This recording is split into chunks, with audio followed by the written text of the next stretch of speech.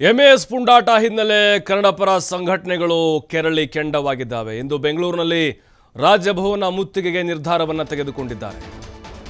ಕನ್ನಡ ಪರ ಹೋರಾಟಗಾರ ವಾಟಾಳ್ ನಾಗರಾಜ್ ನೇತೃತ್ವದಲ್ಲಿ ರಾಜಭವನ ಮುತ್ತಿಗೆ ಹಾಕುವಂತಹ ಪ್ರೊಟೆಸ್ಟ್ ಹಮ್ಮಿಕೊಂಡಿದ್ದಾರೆ. ಅಂದರೆ ಕನ್ನಡ ಪರ ಸಂಘಟನೆಗಳು ಈಗ ಸಿಡಿದೆದ್ದಿದ್ದಾವೆ.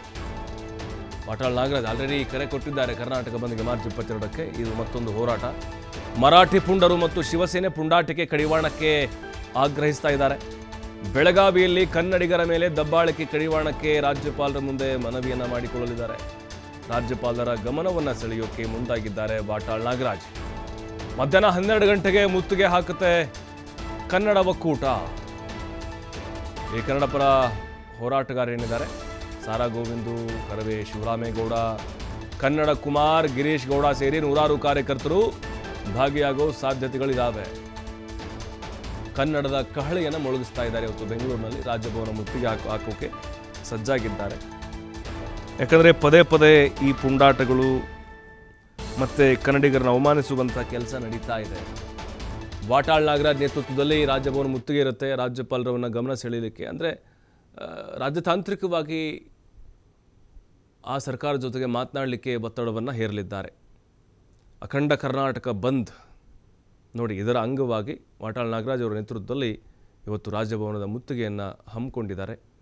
ಸಾಕಷ್ಟು ವಿಚಾರಗಳನ್ನು ಅಲ್ಲಿ ಪ್ರಸ್ತಾಪವನ್ನು ಮಾಡಿದ್ದಾರೆ. ಅವರು ಮೊನ್ನೆ ಸಭೆ ಮಾಡಿದ್ರಲ್ವ, ಅದರಲ್ಲಿ ನಿರ್ಧಾರಗಳನ್ನು ಮಾಡಿದ್ದಾರೆ. ಉತ್ತರ ಕರ್ನಾಟಕಕ್ಕೆ ಆಗ್ತಿರುವಂಥ ಅನ್ಯಾಯ, ಜೊತೆಗೆ ಅಲ್ಲಿ ಮರಾಠಿ ಪುಂಡರ ಹಾವಳಿ ದಿನೇ ದಿನೇ, ಅಲ್ಲಿನ ಆ ಭಾಗದ ಜನಪ್ರತಿನಿಧಿಗಳೇನಿದ್ದಾರೆ ಅವರು ರಾಜೀನಾಮೆ ಕೊಡಬೇಕು, ಹೀಗೆ ಹಲವು ಒತ್ತಾಯಗಳನ್ನ ವಾಟಾಳ್ ನಾಗರಾಜ್ ಮಾಡಿದರು. ಇವತ್ತು ವಿಭಿನ್ನವಾದಂಥ ಒಂದು ಪ್ರತಿಭಟನೆ ನಡೆಸಲಿದ್ದಾರೆ. ವಾಟಾಳ್ ನಾಗರಾಜ್ ಅಂತ ಹೇಳಿದ್ರೆ ವಿಭಿನ್ನವಾದಂಥ ಒಂದು ಪ್ರತಿಭಟನೆಗೆ ಹೆಸರುವಾಸಿಯಾದಂಥವ್ರು. ಕನ್ನಡ ಪರ ಧ್ವನಿ ಎತ್ತಾರವರು. ಯಾವ ಸಂಘಟನೆ ಬರಲಿ ಬಿಡಲಿ, ಯಾವುದೇ ಸರ್ಕಾರ ಇರಲಿ, ಬಟ್ ಈಗ ಮರಾಠಿ ಪುಂಡರ ವಿರುದ್ಧ ಸಮರವನ್ನು ಸಾರಿದ್ದಾರೆ. ರಾಜ್ಯಪಾಲರನ್ನ ಭೇಟಿಯಾಗಿ ಮನವಿಯನ್ನು ಸಲ್ಲಿಸಲಿದ್ದಾರೆ. ಮಧ್ಯಾಹ್ನ 12 ಗಂಟೆಗೆ ರಾಜಭವನವನ್ನು ಮುತ್ತಿಗೆ ಹಾಕಲಿದ್ದಾರೆ. ಯಾಕೆಂದರೆ ಪದೇ ಪದೇ ಕನ್ನಡಿಗರ ಮೇಲೆ ದೌರ್ಜನ್ಯಗಳಾಗ್ತಾ ಇದೆ. ಈ ಎಂಎಎಸ್ ಮತ್ತು ಶಿವಸೇನೆಯ ಪುಂಡರು ಅಟ್ಟಹಾಸವನ್ನು ಮೆರಿತಾ ಇದ್ದಾರೆ. ನಮಗೆ ಎಚ್ಚರಿಕೆಗಳನ್ನು ಕೊಡ್ತಾ ಇದ್ದಾರೆ. ಅಲ್ಲಿ ನಮ್ಮ ಕಂಡಕ್ಟರ್ ಡ್ರೈವರ್ಗಳ ಮೇಲೆ ಹಲ್ಲೆ ಆಗ್ತಾ ಇದೆ, ಮಸಿ ಬಳಿತಾ ಇದ್ದಾರೆ.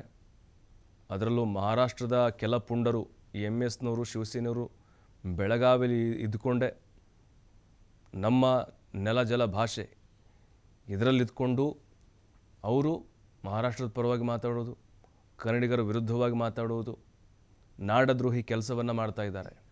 ಹಾಗಾಗಿ ಅವ್ರಿಗೊಂದು ಎಚ್ಚರಿಕೆ ಕೊಡಬೇಕಾಗಿತ್ತು. ಮೊನ್ನೆ ಕರವೇ ನಾರಾಯಣಗೌಡ, ಪ್ರವೀಣ್ ಶೆಟ್ಟಿ ಎಲ್ಲ ಬೆಳಗಾವಿ ಕಾಲಿಟ್ಟು ಅಲ್ಲಿ ಹೋಗಿ ಗರ್ಜಿಸಿ ಬಂದರು. ಮುಟ್ಟಿ ನೋಡಿಕೊಳ್ಳುವ ಹಾಗೆ ಎಚ್ಚರಿಕೆ ಕೊಟ್ಟರು.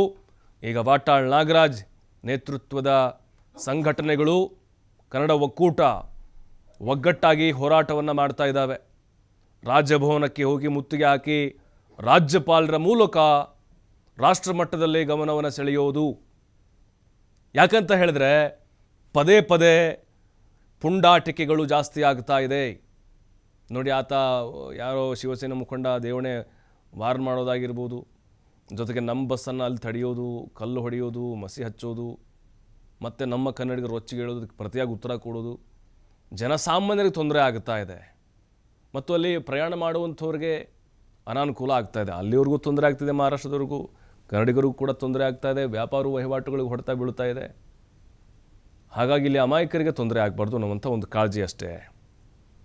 ಸರ್ಕಾರಕ್ಕೂ ಕೂಡ ಈಗಾಗಲೇ ವಾಟಾಳ್ ಎಚ್ಚರಿಕೆಯನ್ನು ಕೊಟ್ಟಿದ್ದಾರೆ. ಮಧ್ಯಪ್ರವೇಶವನ್ನು ಮಾಡಬೇಕು, ಈ ಒಂದು ಸಂಘರ್ಷವನ್ನು ತಡಿಬೇಕು ಅಂಥೇಳಿ. ಶಿವಸೇನೆಯವರು, ಈ ಎಂಎಎಸ್ನವರು ಬೆಳಗಾವಿಯಲ್ಲಿ ಹೆಂಗೆ ಹಾವಳಿ ಶುರು ಮಾಡ್ತಾರೆ ಅಂತ ಹೇಳಿದ್ರೆ, ಈ ಅಧಿವೇಶನ ಅಲ್ಲಿ ಶುರುವಾದಾಗ ಅವರು